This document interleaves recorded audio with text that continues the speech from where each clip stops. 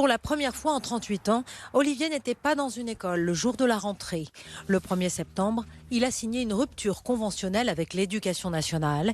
Il n'est plus directeur d'école. Moi, je suis à 3 ans de la retraite. Je ne me voyais pas terminer ces 3 dernières années. Il y a un moment où je pense que j'étais en train de sombrer.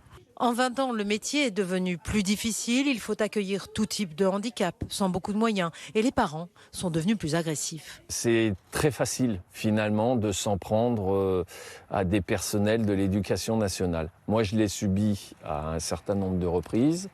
J'en étais à ne plus me montrer devant l'école, à sortir de l'école en regardant dans mon rétro pour savoir si j'étais suivi ou pas. Je me suis dit, c'est pas possible, faut que ça s'arrête.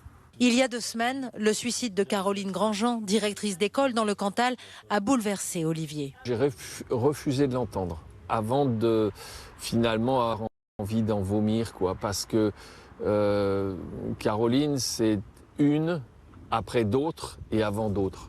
Des insultes, des menaces. Pauline, directrice toujours en exercice, en a aussi subi. Quand je discute avec des collègues d'autres départements, on s'aperçoit que les schémas sont tous les mêmes. Quand vous êtes menacé, quand il y a plein de plaintes qui restent sans rien. Là, la solution pour Caroline, ça a été de la déplacer, ce qui est proposé à énormément de collègues en fait.